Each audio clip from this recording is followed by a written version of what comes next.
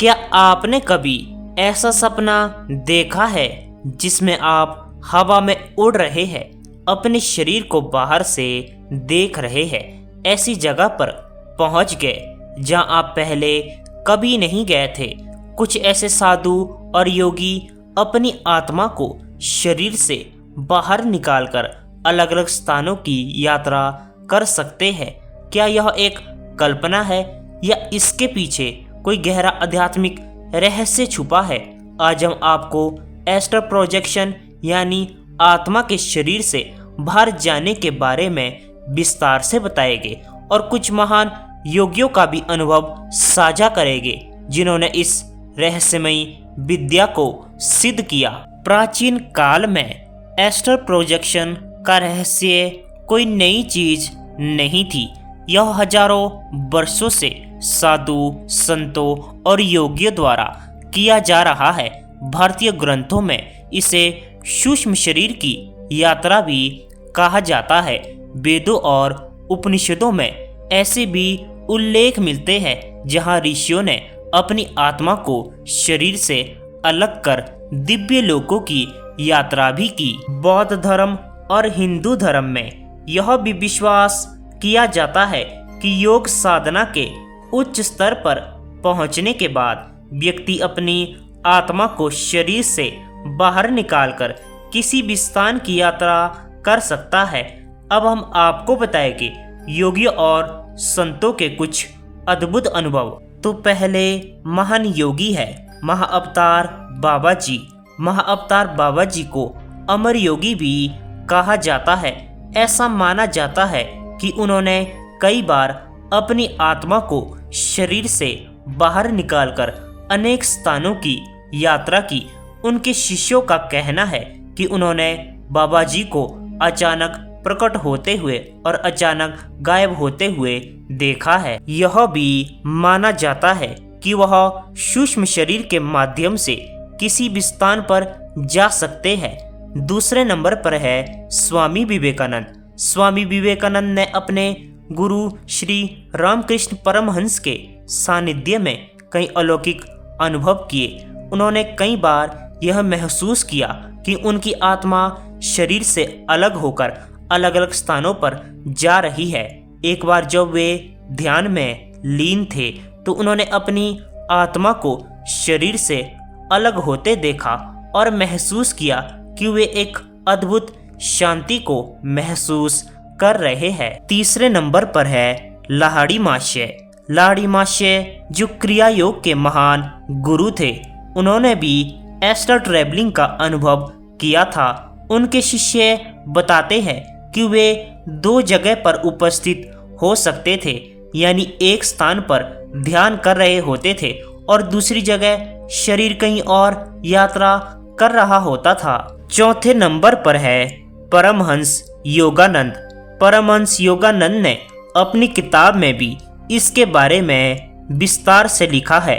उन्होंने लिखा है, ध्यान और साधना के उच्च स्तर पर आत्मा शरीर से बाहर जा सकती है और सूक्ष्म लोकों की यात्रा कर सकती है। विज्ञान भी एस्ट्रल प्रोजेक्शनों के गहराइयों में उतरने की कोशिश कर रहा है। कुछ वैज्ञानिकों ने आउट ऑफ बॉडी एक्सपीरियंस पर शोध किया। कुछ न्यूरोलिस्ट का मानना है कि यह मस्तिष्क की एक विशेष अवस्था है जहां व्यक्ति को भ्रम होता है कि वे अपने शरीर से बाहर निकल गया है। लेकिन कुछ प्रयोगों में भी यह देखा गया है कि कुछ लोग दूर की चीजों को देख सकते हैं बिना वहां गए हुए। यह साबित करता है कि एस्ट्रल प्रोजेक्शन सिर्फ दिमाग की कल्पना नहीं हो सकता, बल्कि एक आध्यात्मिक घटना हो सकती है। लेकिन मेरा कहना है कि यह सिर्फ दिमागी खेल नहीं है, बल्कि एक वास्तविक अनुभव है।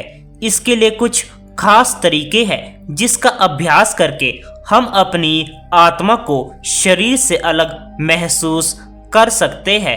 अगर आप एस्ट्रल प्रोजेक्शन का अनुभव करना चाहते हैं तो आपको कुछ खास तरीकों का पालन करना होगा। यह एक आसान प्रक्रिया नहीं है, इसमें अभ्यास की जरूरत होती है। सबसे पहले एक शांत और आरामदायक जगह पर बैठ जाए या लेट जाए, अपनी सांसों पर ध्यान दे और गहरी गहरी सांस ले। यह जरूरी है, क्योंकि जब आपका मन पूरी तरह शांत नहीं होगा तब तक आप इस अनुभव को महसूस नहीं कर पाओगे। सोचिए कि आपका शरीर हल्का हो रहा है, आप एकदम शांत महसूस कर रहे हैं और आपकी ऊर्जा धीरे धीरे आपके शरीर से बाहर निकल रही है। ये पहला कदम है जिससे आपका दिमाग तैयार होगा।